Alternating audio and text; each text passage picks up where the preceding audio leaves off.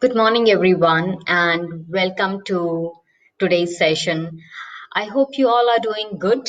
How is this time dealing? How are you dealing with this time? I hope you are keeping yourself safe and investing this time to build yourself, build good relationship with your family as well. So to start with today's session, first of all, it's a great session. The topic itself is very close to my heart, deals with the mindset and behavior, which is the limiting factor to our limitlessness, right? So before I jump into the session, let me tell you about myself. My name is Aparna Pathak. By profession, I've done my MBA, worked with uh, Citibank to start with, and after 8 years, I realized that after working in retail asset, I soon realized that wasn't a cup of tea for me, and decided to follow my dream, and that's how I got into training. So the field I work in is to help people find their best version. So it is a broader way, right? So how I help people here is through mentoring, through um, their behavior, their emotion. And so three things I work in. One is the physical aspect through yoga. I'm a yoga trainer and Pilates trainer, through nutrition, and then working through their mind and emotion by changing or identifying the behavior which are limiting you and not helping you to progress. So when I work with maybe the startup companies or the leaders, I think that's the very important skill when you want to grow in your career to the next level. So that's about me. So let's take the question. Let's see. Aindrita Sarkar is asking how to deal with the mindset that has been incorporated in me due to my surrounding. Great question. So let's understand this, Aindrita, that we all are whatever you are because of all the conditioning which you have gone through till now. We all are the product of our conditioning. So when you have identified, that is the very first step is to identify the habit or your behavior which is not working for you. If the behavior is working for you well, then you don't have to worry. But then the behavior which is not working for you, once you have identified, then I would encourage you to make a list how it is impacting your life. Which all area is it impacting? That behavior, is it leading to another behavior? What is the chain reaction? Once you know the detail of it, I'm sure that will give you a next perspective. You will gain a lot of perspective by writing. It is very crucial step when we are trying to identify the behavior, what we want to nugget, right?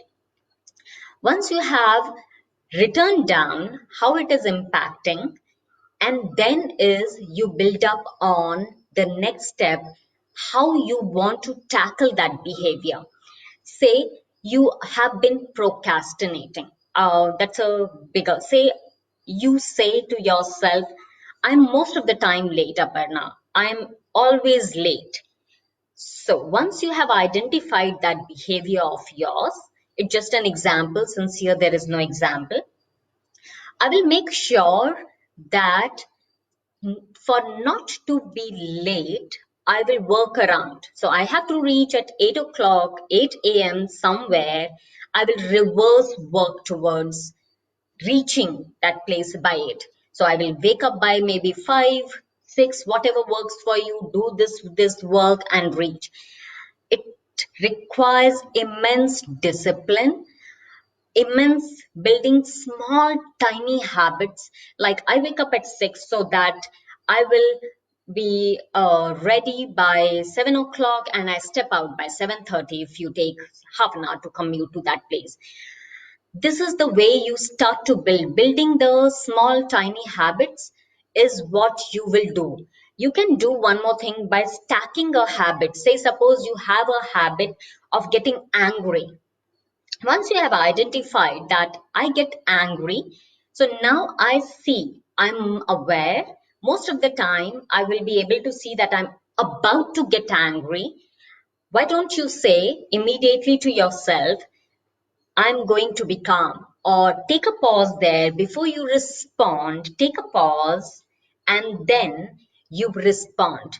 Take two good deep breaths here, or maybe just go quiet, or maybe you can use the affirmation. I'm going to deal with this problem, or I am going to respond to this situation in a calmer manner.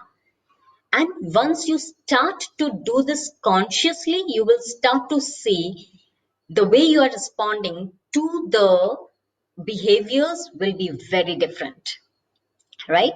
So I hope that has answered you. If you still have any challenges, you can anytime reach out to me on my LinkedIn. That's the way. Okay, great. Next question. Nisha Joshi asks, how to bring about a change in the mindset of people around me, say my family. Oh wow. So Nisha, first thing, it's a disclaimer. You can't change another person until unless they want to change. But what you can definitely do is, I will give you my example. I wanted my family to get into the habit of, say, exercising. What I did is, I would wake up on time and I will exercise every single day. What happens is, I'm actually influencing them by exercising every single day for say years together. Now once there are situations when they fall sick, they see that okay, they would come to me, how do I tackle or how do I manage? Maybe say suppose my daughter has got cold, so I'm like, okay, let's do this. And now she's slowly getting to know what she can do. And very slowly and steadily, I saw a change in my whole family where everybody is exercising. Not maybe to my expectation level. Always remember, not to your expectation level. They are working out to their expectation level. And you should be okay with it. So influencing is the very best way. As Stephen Covey also says, instead of increasing your circle of concern, focus on increasing the circle of influence. So adapt the things what you want to change in your family, become a role model. So you know now, I spoke in the first question how you can. Once you have identified, I don't want my family to behave in this way. Now you have identified. Now you're going to behave the way you want them to behave with you. I think that's the best way. It is like this. Always remember, the way I behave with myself, I'm telling people too that okay, it is okay to behave this way with me. If I am respectful of myself, people will eventually be respectful of me and with me. Okay, but if say suppose I don't keep up my words, people will not keep up their words with you. I think these are few things where you can relate.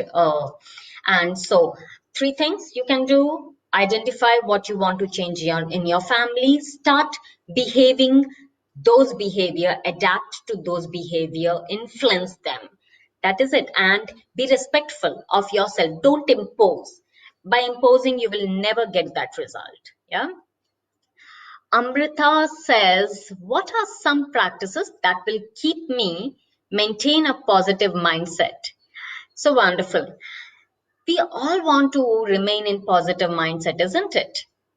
Who doesn't want to?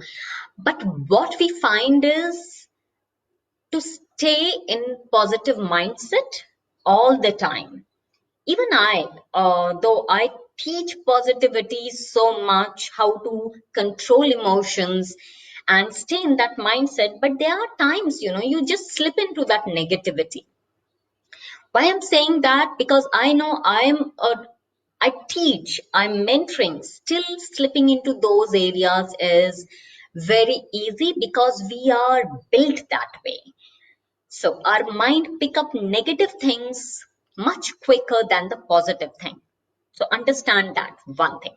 Now, second thing, once you know that you want to stay positive, motivation is not going to help you. I'm motivated right now, but next moment I'm not. So let's build a habit which keeps you positive. Habits like exercising, you can practice yoga, or maybe every single day, make sure you're um, having a habit of exercise. The reason when you exercise, it can be your cardio, it can be your strength training, it can be Tai Chi practice, it can be your yoga practice, whatever. When you are exercising, there are the happy hormones. Okay, you can call there n number of hormones. I can call it out. Serotonin is released, and all those hormones, and then you feel happy. Think about when you're happy, what will happen? For that longer time, you will remain in that positive mood. So every action is coming out of your happiness, out of your positive mindset. Adapt that.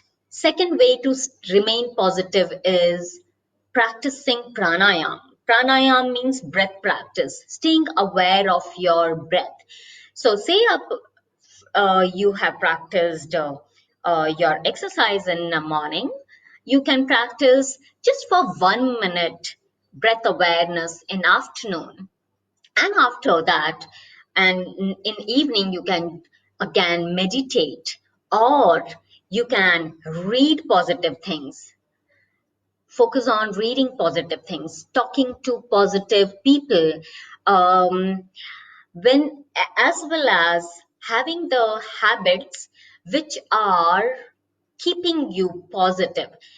Like, I'm a person who likes, and most of the people, by the way, all my mentees, all my coaches, I've noticed this is a very human behavior. If we are clear how this day has to go, so I have planned my day yesterday night. Now I know how my day is going to be. So when you have a clarity, you are going to remain positive. There are higher chances, not necessary, but there are higher chances. So you are increasing the chances of being positive. Now, when you have the clarity, even something out of blue comes out, you know how to handle it, or you will be able to handle it in much better way. So it is said that when you are much more clear in your mind, you are higher chances to remain in a positive way. When you are happy, your responses will be much more positive. When you are in that positive mode, but obvious you are happy, right? So plan your day much more ahead. Invest in the routines which keeps you positive. Say, suppose waking up early in the morning and cooking for yourself and for your family makes you happy, or you are a person who likes, to be treated. Who wants, say, suppose I feel very happy when my husband just gives me a morning tea, and so I have communicated to my husband, and he doesn't mind because all the day I'm taking care otherwise, right? So communication with the people also helps. That asking for help, that means asking for help. When you are asking for help, people loves to help, right?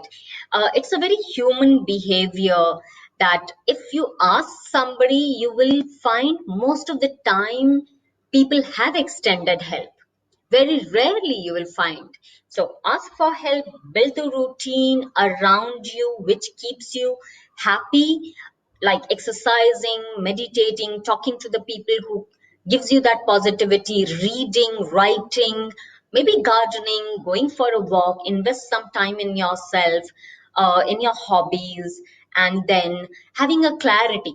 That will help, right? And if you have identified last thing, if you have identified the things which annoys you, try to avoid that in your routine.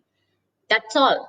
You cannot negate your negativity. Remember this. If you read Atomic Habit, it is very clearly scientifically proven that you cannot let go of your negative behavior, but you can definitely, you know, push that negative behavior with your very strong positive behavior. Okay.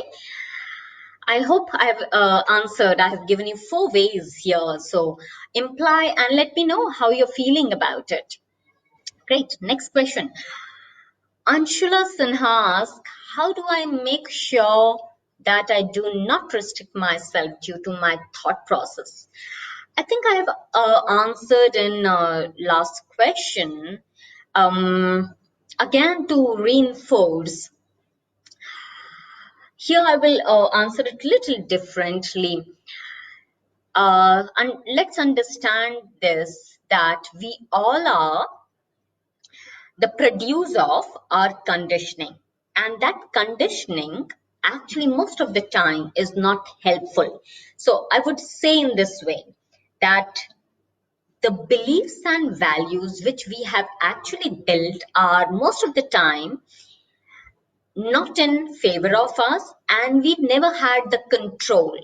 So why don't you build the beliefs and values which are in sync, in line with your goal, with your vision, with your mission?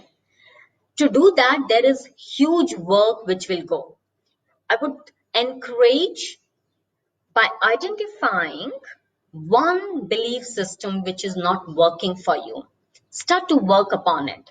Any belief system, like I gave you example previously, I'm always late.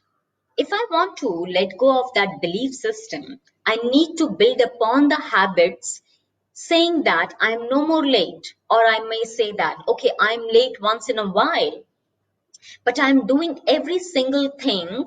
My behaviors are stacking up so that I'm not getting late, right? I'm always on time. So I always say to myself, I am always ahead of time.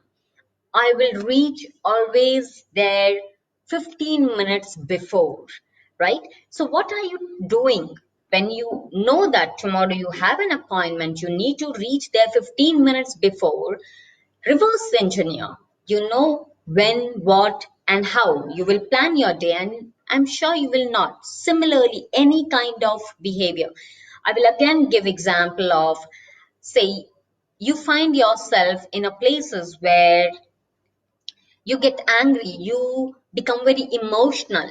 Now since you have become aware of this behavior of yours, that is called identification. Now once I have identified, I will tell myself, I will sit down, first write it down. How is it impacting? Until unless you have a very strong why for changing a behavior, you will not change a behavior. It's like this. Say, suppose I identify myself as an early riser. That means that's my identity, right? And two, but if my behavior is not that I wake up by 7, 8, or whatever, then do you think there it's a match? No, I want to be an early riser. That's how I want to identify myself. Then I have to keep waking up every single day at 5 o'clock or whatever time I have decided. And that's how I am building my identification, right? And that building your identity is very important for yourself. Understand that. So when I say that I'm much more in control of my emotion and I want to build that identity of myself, the more you are saying, the more you are writing it down, that how I'm behaving versus how I would like to behave. That is second way, second step to tell yourself that, okay, next time when I'm talking to my boss or I'm talking to my family member and this situation comes, okay, this is how I'm going to behave. I'm going to take a 2-minute pause. I'm going to take two deep breaths, or I will not respond. There are three ways I've mentioned. You can tackle it. So find your way. You can also be creative and find your way how you want to. So this is the way you will go about it. I'm sure if you start, you will be able to see all those habits which are restricting you from progressing. You will be working on one habit will show a result in the second habit and then the third habit. That's how you will work. But work with one habit at a time. Don't jump in with like, okay, I will work with this habit also, that habit also. Trust me, you will not get a result. Okay, so working with one habit. Let's take another question. Archana says, how to become limitless in terms of growing in my career?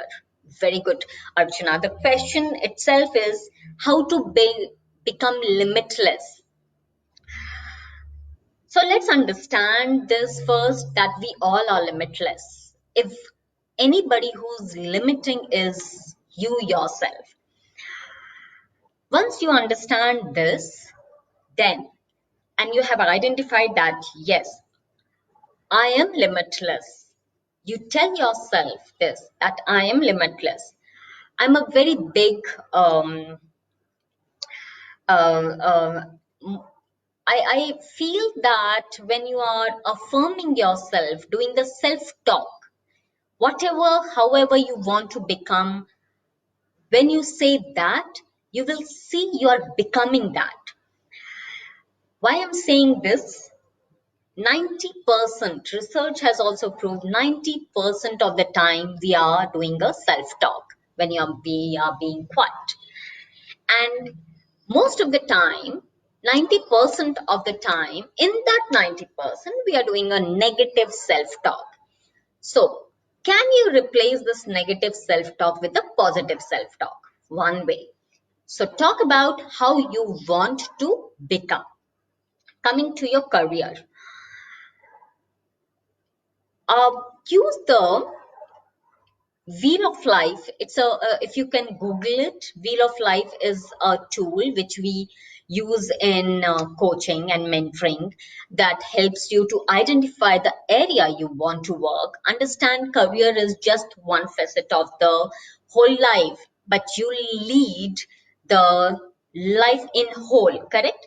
And if you want to be limitless in your career, you can't say that, okay, I will become the best in this and not be good in other. So suppose your family, your relationships, your finances, or any aspect. So there are 8 aspects in the life. So you need to make sure you are balanced in all the aspects. Only then you can become limitless. You can't be saying, I am having a bad relationship and then I am growing in my career. It is very difficult, it will keep pulling you down. Why I'm saying is because it will keep pulling you down. So you need to make and strike a very good balance in all the facet, in your relationship, in your health and wellness. Until unless your health is not to the optimum level, your health in terms of your physical health, your mental health, if it is not, then it will keep you pulling down, right? If you're not adapting to the life skills which is needed to grow in your career, will keep pulling down. So you need to keep building not only on your technical aspect, but also in the life skills. Life skills means people skills. We all are people person. When you're growing in your career, you need to build people skills. So learn how to deal with people. Before that, learn how to deal with your own emotions. Understand your own emotions. Once you start to understand your own emotions, trust me, you will learn to be empathetic. If you don't know how to be empathetic, invest in the tools which tells you how to be more mindful. That's my forte. The more you are mindful about yourself, your surrounding, you will be able to connect with people. So listening is a very, very important skill here. Once you start to listen to yourself, Once you start to listen to others, you will be able to understand from where they are coming from. Everybody has a story, right? Only then you will be able to empathetic. Only then, once you have a good communication skill. Good communication skills comes from all those I have told earlier also. When you're doing a positive self-talk, think about, if you are positive self-talking all the time yourself, do you think you will be able to talk negatively? No. You will, when you're communicating so positively with yourself, I'm sure you will start to positively impact others also. You will communicate with others also in a positive way. So communication skill, listening skill, being empathetic, getting into your emotional control, and yeah, technical skill is any which ways. So these are few things which you need to, along with understanding that other things. Like someday back, a coachee of mine asked, Aparna, how do I manage family? Family versus the demand from the family, my career, my job, my kid, my in-laws, and everything. I said that everything, the life is whole. You can't say that, no, I will live in one compartment, that's my career. No, you can't. You will not be happy, right? So you need to build the whole thing. You need to find, that's where the wheel of life will help. If you go, I'm not saying you need to have a circle, complete circle, but find the balance, what is important. So that is how you will be able to lead a limitless life. At the same time, one more thing, just understand, when you're saying career, you need to have a purpose. Like Simon Sinek says, if you know why you want to build your career, where you want to reach, why, if you have a clear why in your life, you will be leading your life from that full potential, that limitlessness. Okay, great. Next question. Lavina asked, is there a way to bank on the limiting mindset and behavior imposed on women and succeed in my career? Lavina, yes, as a woman, we all come with a lot of mindset which are hindering mindset, like not saying no. Uh, it's one of the mindset which I have noticed, especially in the women. The women are more um, job oriented versus career oriented. The career job takes over. Like, I will give you an example. Say, suppose there is a job, there is a work at hand. You would try to finish that job. Perfection is another thing. Okay, most of the women are perfectionist. That is the third flaw. Okay, so you would like to finish and put all your effort in finishing this job versus thinking about your career. Career means where you really want to reach. Okay, say I want to become world's best coach. That's my career, that's my vision, that's my goal. Doing this session is one of the job which will take there. But think about, if I keep thinking of making this the best and do nothing else, do you think I can reach there ever? No. Wherein, to be there, I need to make sure I have all the skills. I need to know what are my limitations, like not able to say no to people when I know that I don't have the ability to say no. I will take up things. I need to learn how to say no. I need to draw that line. I need to draw the line between the personal and professional. That is another thing. We keep ruminating about past a lot as a woman, so we are I was reading this book, and I'm sure this will help you, Lavina. The book called How Women Rise by Marshall Goldsmith. If you go and read that book, there are 12 things it has described so well in that book, and I could so see that these are the things I keep doing. Okay, so do pick up that book, and you will be able to understand that what are limiting you. Once you have identified what are limiting you, then, as I said earlier also, build up on those by staying awareness is the first skill to be built when we are talking about emotional intelligence also here as well.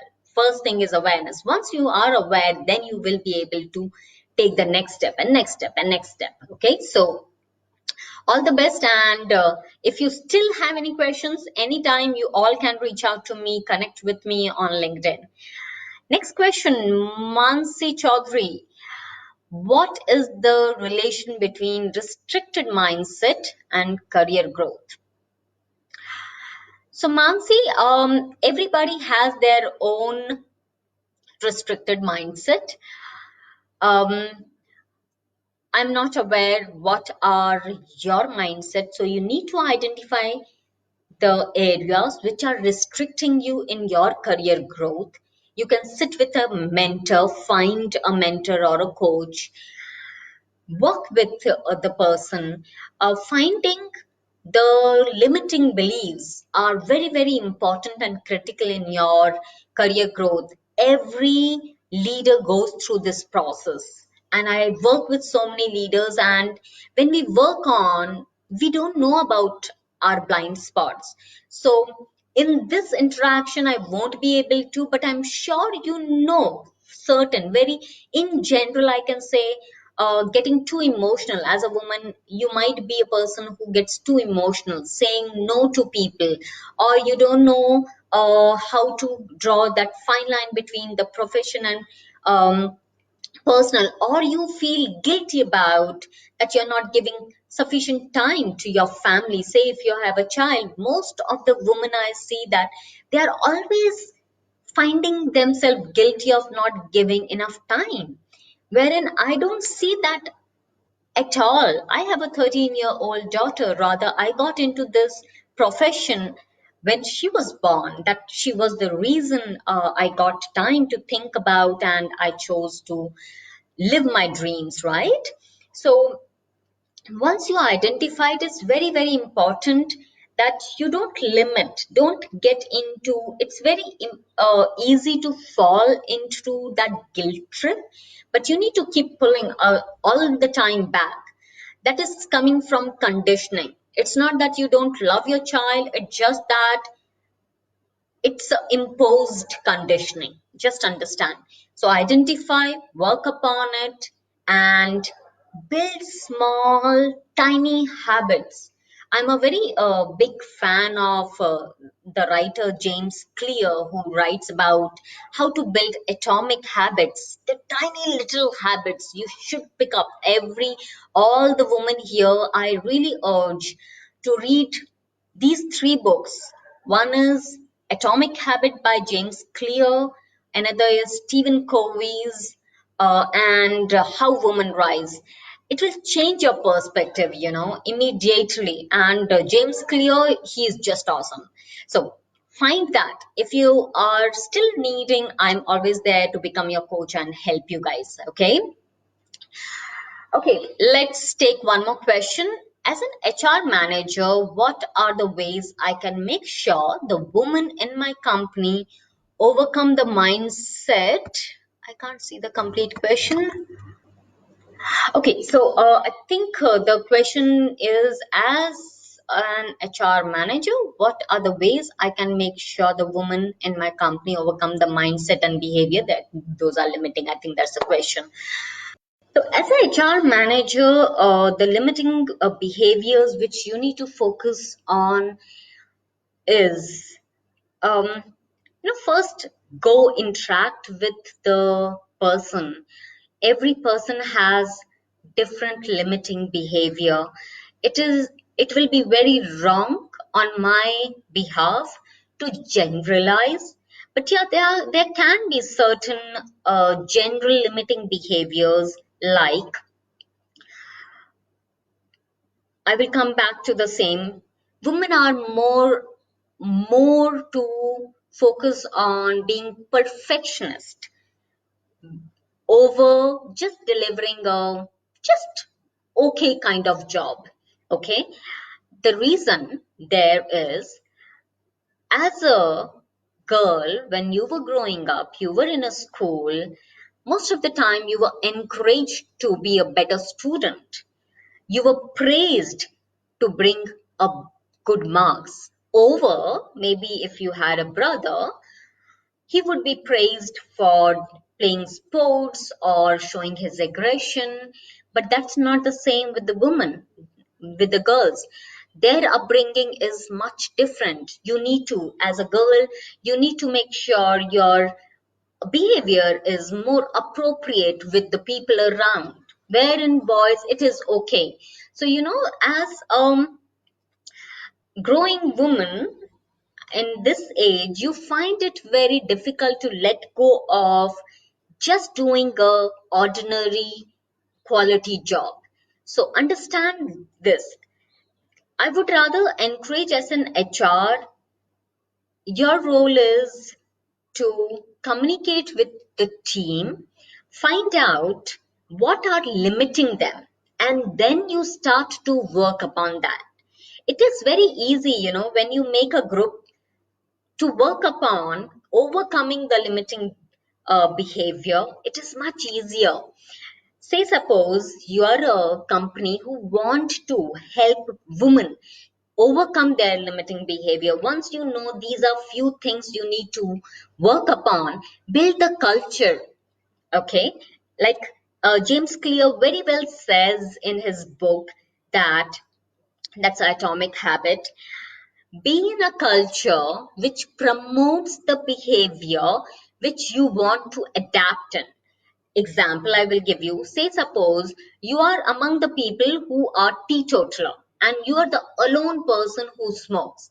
I'm sure after a while you would not smoke at least with them, and slowly you will give up smoking. Versus when you are with the people who are smoking all the time and you're not a smoker, you will eventually pick up that habit, right? So build that habit. So simple habits of not able to say no, procrastinating, or trying to be perfectionist. You need to watch out. As an HR manager, you need to watch out, what are these simple things your employees are behaving. Or maybe the mothers who are always in the guilt trip. They are always thinking they are not good enough. Most of the women come with this limiting behavior of, or belief, I would say, that they are not good enough. Though it is proven that women are much better leaders. They are much more empathetic leaders. They are much more creative than men. But it's just that the culture doesn't provide for that, right? So I'm sure if you start to work on that, you will help your company to build a appropriate culture or woman-friendly culture where they also grow equally. Great. One more question I see here, Indu. What are the kind of mindset and behavior that you think will be present in the future? I'm so happy, Indu, you asked this. Okay. I think where we are moving ahead, technical skill is, yes, very, very important, but becoming better with the people skill is where we all are moving forward to. That's where you see nowadays there is so much of importance given to emotional intelligence, mindfulness, exercising. Every if you go about, I can say to myself that almost every quarter I'm doing mindful trainings and the behavioral change and emotional intelligence training with these corporates, with the leadership team and the manager team, because they want to become more aware of their own emotions, and then hence be able to emotionally connect with the people. So I would say invest in these skill, people skill. So there are a lot of online courses. uh, Learn what it is. Most of the people don't know what is mindfulness, so understand what is mindfulness, how you can incorporate mindfulness in your day-to-day life. What is emotional intelligence? As Daniel Goleman says, emotional intelligence is, it has 4 parameters. So self-awareness comes with the first. I've been talking about all that. Then comes the management part. Then is the social awareness and the management part. So you need to go and learn all these skills. Once you start to become more aware of the social skills, it is very, very important. I know I'm little digressing, but then the limiting behavior of women is also one very, very starkly I have noticed is being assertive. So we all as a woman need to learn to be assertive. Most of the time I find uh, 90% of my coaches, the women versus men, men are assertive, women are not. So how to be assertive? Learn that. And I think these are few things. If you start to learn, uh, self-awareness will be a good starting point, I would say. When I'm talking about self-awareness, you start to watch how you behave in when you are alone, how you behave when you are in public, how you behave when you are with family, when you are in a good mood, how you behave when you are not in good mood, what are your triggers, what you like, what you don't like. So there is a lot of work by yourself to do. The more you become aware of yourself, trust me, one lifetime is difficult to overcome our limiting behaviors. But I'm not saying this to discourage. I'm saying just the kind of gigantic work we need to do here. I'm just trying to tell you. So start right now. Don't wait much. This is the beginning. Today you have learned some awareness about where to start with.